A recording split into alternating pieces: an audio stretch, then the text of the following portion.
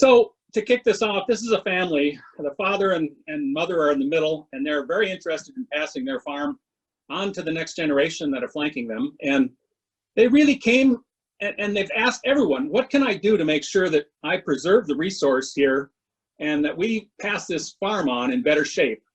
And what can we do to be aggressive about this? Here's my agenda today. What's the problem, and really, is it that bad? And more importantly, what can we do about protecting the soil resource in the face of changing precipitation patterns? So, and where can I learn more? I'll end with that.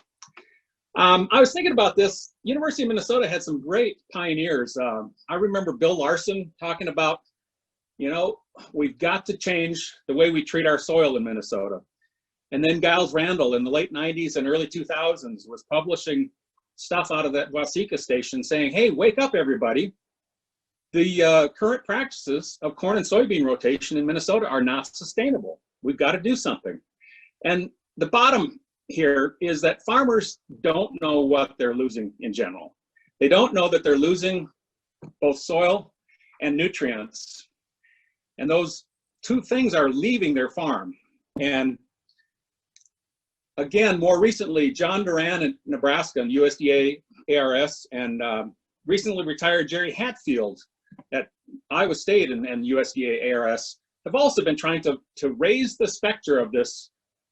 Folks, this isn't working. We're getting by, but we're slowly depleting our resource. We are losing nitrogen, phosphorus, and soil. Now, when I used to teach beginning agronomy and soils, we would say that you're not losing phosphorus if you're not losing soil, because phosphorus is lost when it's adhered to the soil particles and the soil leaves your field. Well, we've known so much more now. In today's world, we understand about dissolved reactive phosphorus. And so even when we don't have soil leaving the field, we can have significant losses of dissolved phosphorus leaving the field. When I talk to farmers, they often say, oh, but our ground's pretty flat. I don't think we're losing that much. And the reality is, as we were just talking about the increased frequency of extreme rainfall events, we are losing more and more. And I'll get to this in just a minute. Ken mentioned the extreme cold in 2019. Remember the polar vortex in January of 2019. This is a field from north central Iowa, not that far from the Minnesota border. The field had some residue in it. It had received some tillage, but there was still decent residue cover. But during that polar vortex, this road ditch here along the east side of this field just filled in. And as the snow melted in early March, the road ditch was just full of silt and decent soil.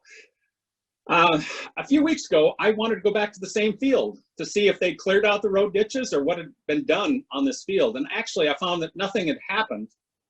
But I drove around to the north side of the same section, and this is what the north side of that same section looked like. Again, there's residue out there, but we're still losing significant amount of topsoil.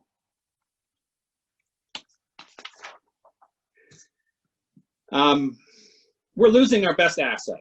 All across the Midwest, all across the prairie states, we have lost more than half of our topsoil. It's just gone. It takes thousands of years to form it, and we've lost half of it during the last few generations of farming. Average across the Corn Belt, we're losing soil about 23 times the rate of soil formation, and the disturbing part is that seems to be accelerating. Subsoil obviously doesn't produce as well, and it's your assets, soil and nutrients, that are moving downstream. Picture of the Mississippi Valley. This basin drains parts of 32 states, and it's a huge drain for our nation's midsection.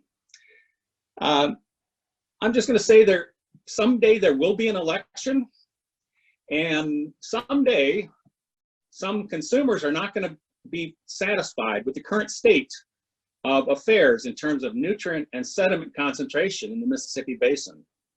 I expect that I'm from Minnesota and I've worked in Minnesota. Farmers in Minnesota, in my experience, have a better understanding of the influence of consumers and voting consumers and taxpayers. Evidence of some of the rules and regulations that have been tried in Minnesota recently. Most farmers in Minnesota, in my experience, do expect that they're going to see increased pressure from urban and suburban residents in how they produce. This is a successful farming cover from a couple of years ago, I think 2013. But I also say when you get out of Minnesota, there's not many farmers that think they're going to be impacted by what the voting taxpayers suggest. I'm thinking that at some point there's going to be some family of regulators that say, you know what, agriculture, you've been saying you've been improving and adopting conservation for years now. The results aren't happening fast enough. And I do think at some point, agriculture is going to feel the influence of how we want to operate. So data on that. If you don't know about the Daily Erosion Project, it's at Iowa State, but this was from the 24 hours preceding Wednesday when I pulled this slide.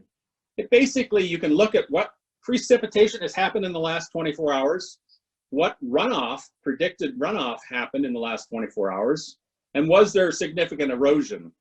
And these are updated daily, and it's kind of an interesting project. So Dr. Rick Cruz runs the Iowa State Water Center, and also he runs this Daily Erosion Project. And I talked to him just a bit ago. This was a slide he'd given me earlier about average soil loss in the state of Iowa. And the statewide average is 5.7 tons per acre per year. Actually,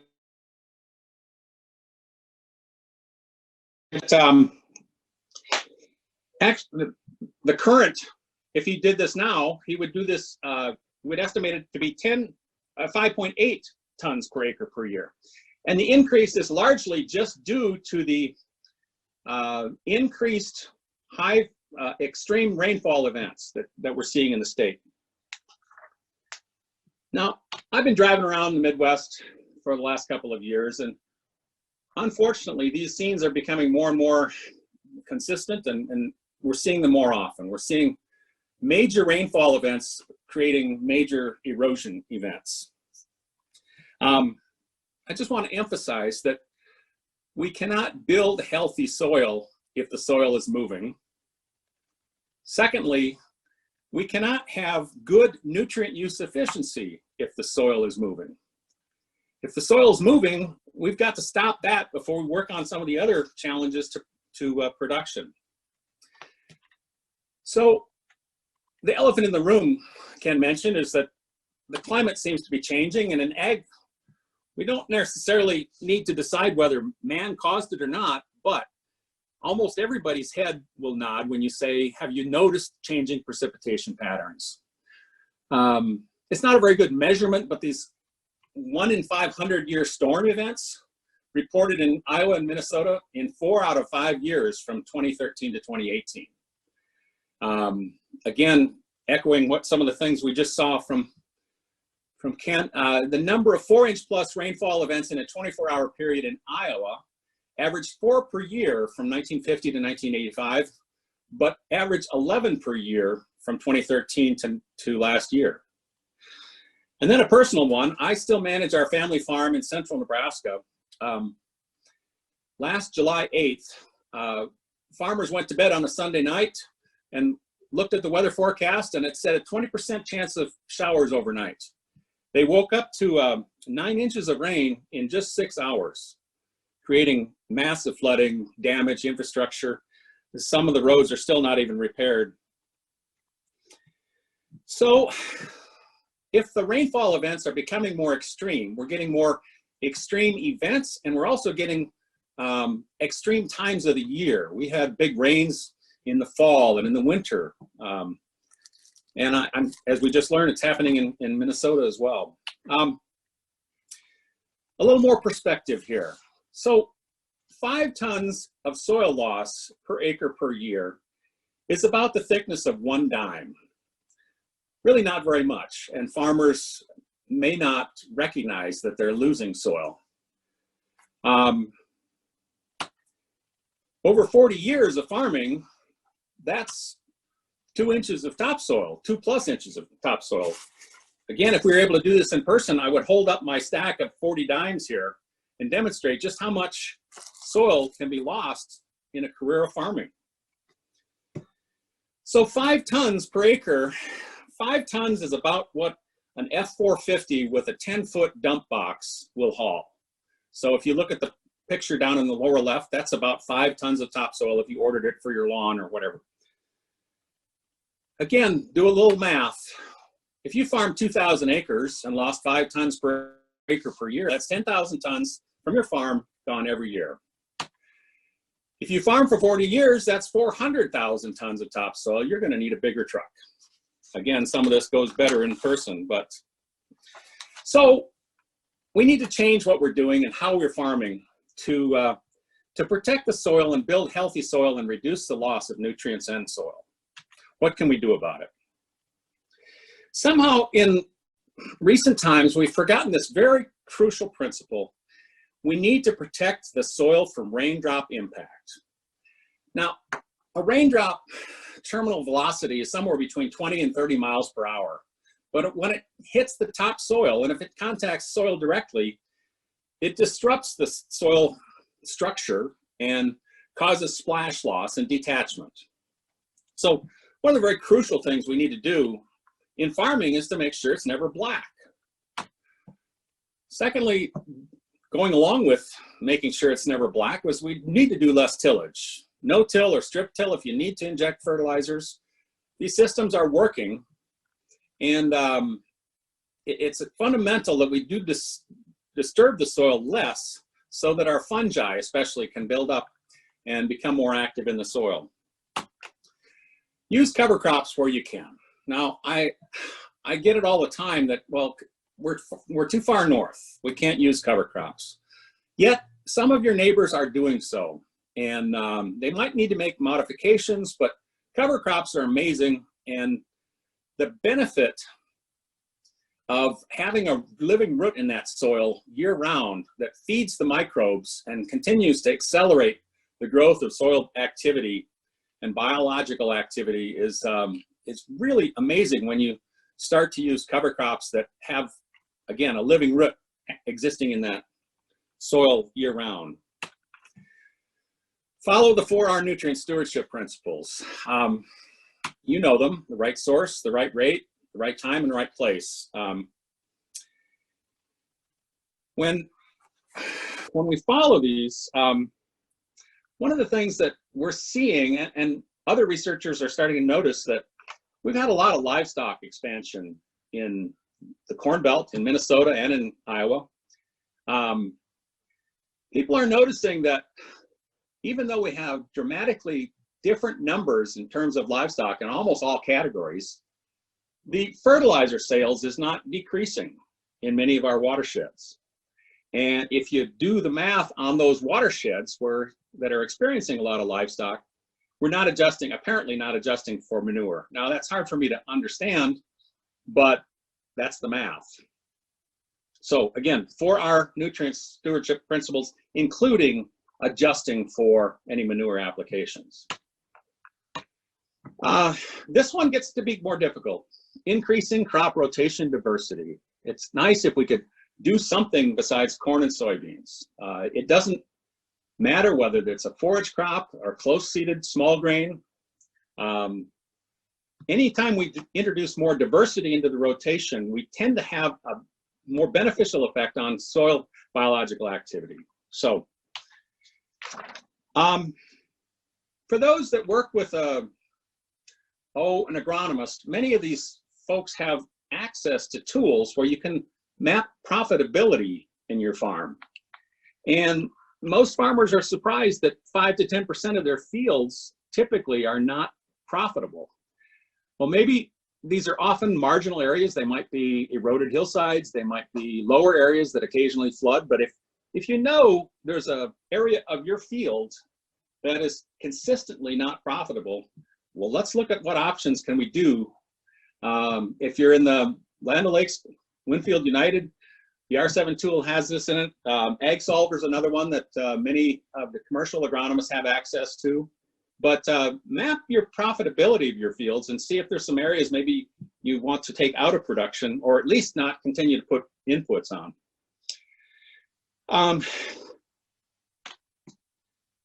And then edge of field practices. Now these are expensive, but they really can make a difference in terms of the water quality leaving that farm.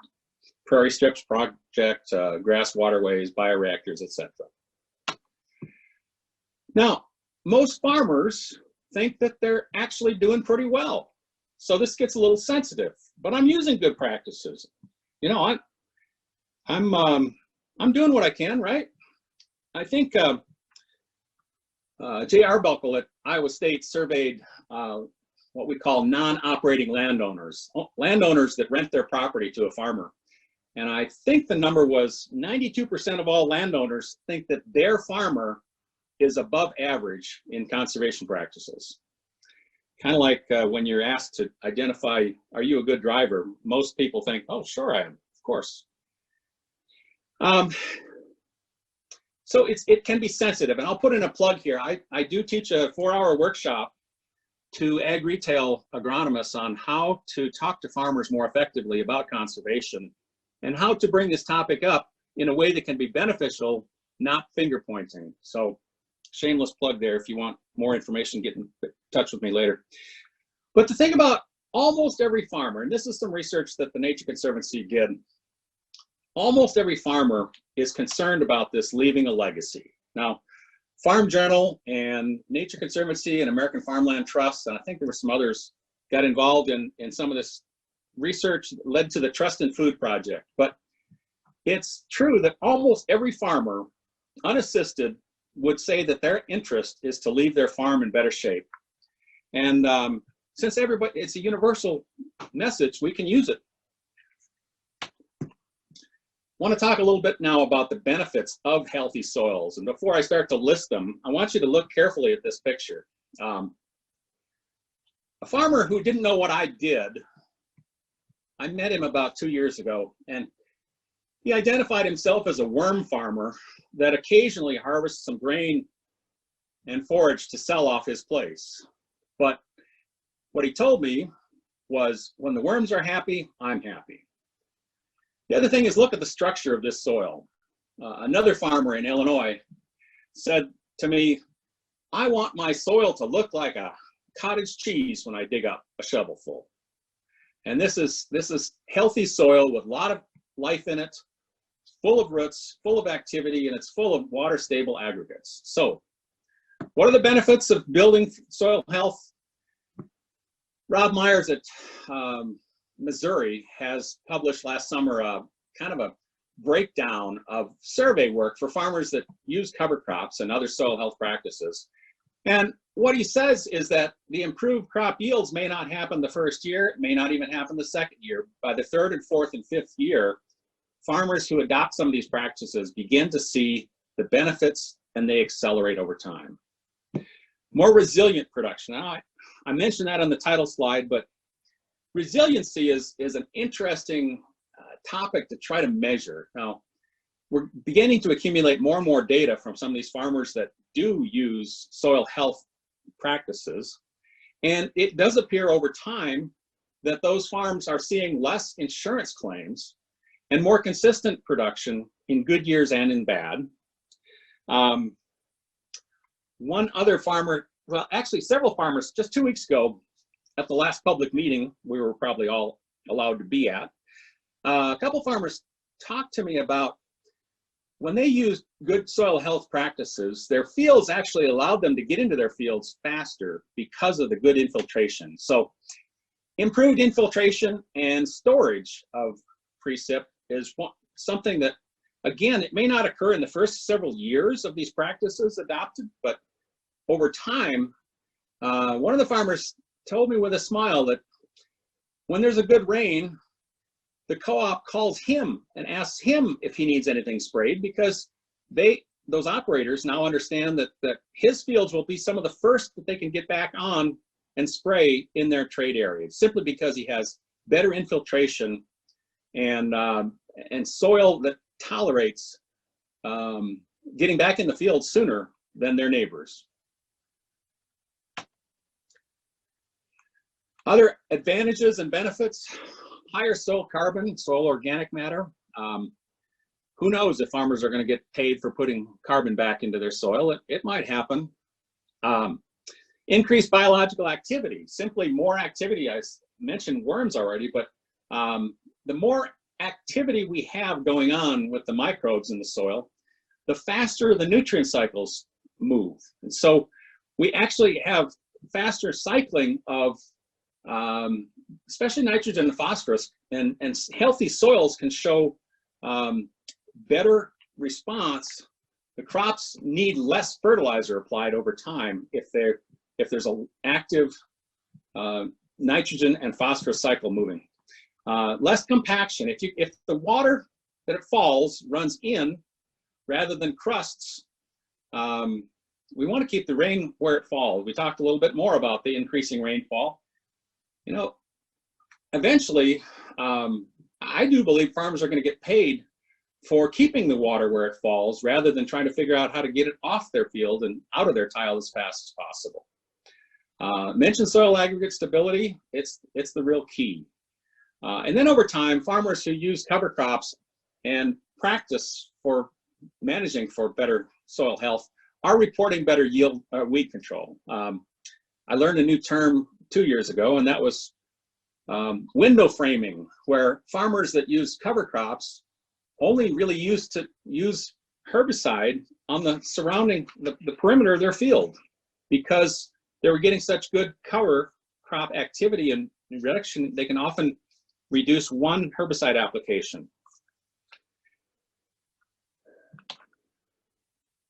A friend of mine gave me Frank Mann's soil book, published first in 1916.